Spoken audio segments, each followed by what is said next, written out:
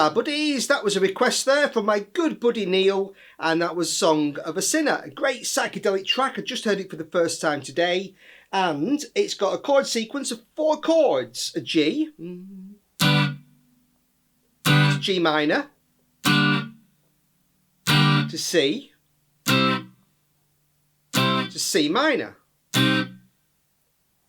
Really nice kind of haunting chord sequence.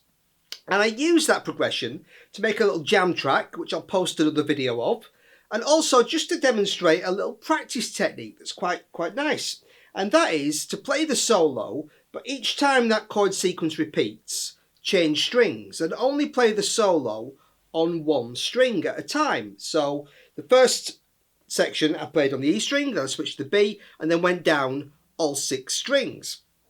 So first of all, you need to know what the notes are of the G minor pentatonic. G, B flat, C, D, F, G, B flat, C, D, F, G, B flat. Okay, so that's that familiar. Okay, so it's 3 6 3 5 3 5 3 5 3 6 3 6. So that's a kind of pattern that's familiar to lots of people.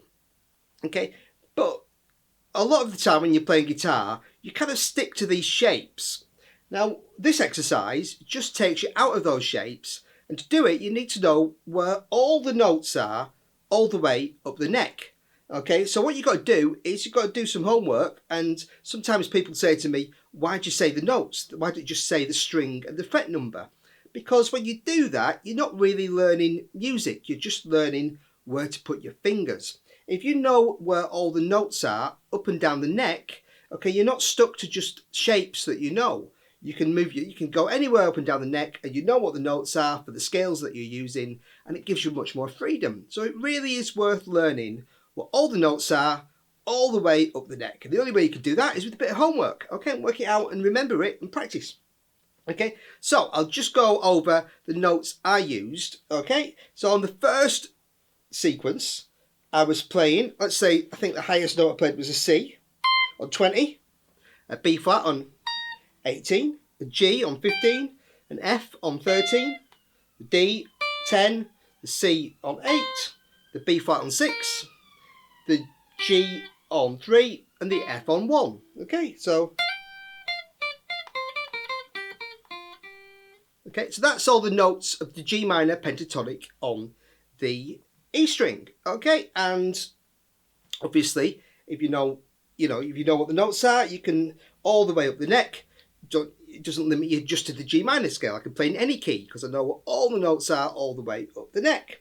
Okay, and when I switch to the B string, okay, I've got F there on 18, D on 15, C on 13, B flat on 11, G on 8, F on 6, D on 3, C on 1.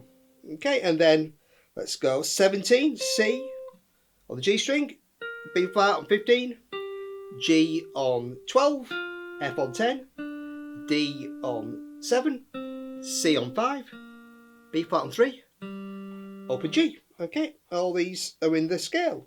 So, and then we've got G 17, F 15, D 12, C 10, B flat 8, G 5, F 3, open D. That's also in the scale.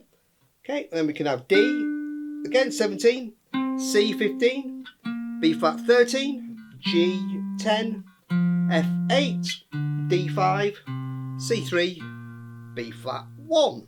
Okay, and then we've also got B flat. Okay, 18, G 15, F 13, D 10, C 8, B flat 6, G 3, F 1. Okay, so that's what I was doing each time that chord sequence repeated. I just improvised going up and down the neck to take me away from just playing those familiar shapes. And there's no shortcuts to this. You need to know where the notes are and just be able to switch between the strings and know where all the notes that you're going to use are up and down the neck. But it's a really worthwhile exercise just to know, not just be limited to just the familiar shapes. You know, because I could have improvised the whole solo around that shape, which would probably be fine. But taking it up and down the neck just gives me lots more freedom. So that's really a different style lesson today. It's just a practice tip. It's just a way to learn the notes up and down the neck, take a scale, learn where all the notes are on the fretboard, where to find them, and try just sticking to one string, going up and down the string to get used to where those notes are. It's a good little practice tip. Okay, so next we'll take a look at the 12-string part that I added. I used a 12-string to try and replicate the harpsichord part, and to do that I had to tune the E string down a tone to a D. And so over the G chord I'm playing G, D, G, D, G, D, G, B. Okay, so just the chord tones. So the G is now on 5 and the D is open. So 5, open, 5, open, 5, open, 5, 9. Then I'm moving that down a semitone to B flat for the G minor chord. So B flat and G, 8. Okay, so 9 to 8. Repeating, so 8, 5, 8, 5, 8, 5, 8, and 5 on the A string. Then C to G. So that's C and G. So 3 and 5 on the A and E strings. And then I can play D to take it up.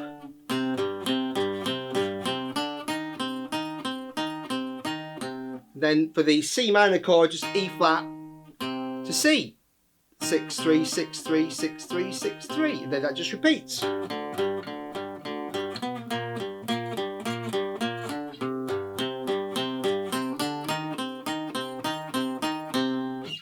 Okay, so that plays over the chords of G, G minor, C, and C minor. And next we'll just finish off by looking at the bass part that I added. So I just improvised a simple bass line for the jam track. I just played a G to D, so 3 to 5, and then on the E and A strings, back to G. Added a B flat now on 6 on the E string to 5.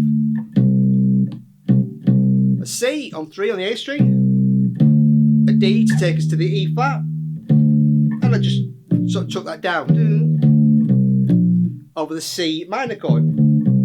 E flat, D, C, B flat. Okay, but really, you know, it's a very long track, so you can improvise around those notes. So I just put that as a very simple bass part just to create the jam track. Okay, so a slightly different lesson, but just a nice exercise, and I thought I'd use this track as a good example of that. And I'll post a jam track as well, because it's a nice song just to play along to. And if you want to practice that going up and down the neck, good chance to do that as well. So thanks for watching, buddies. Cheers.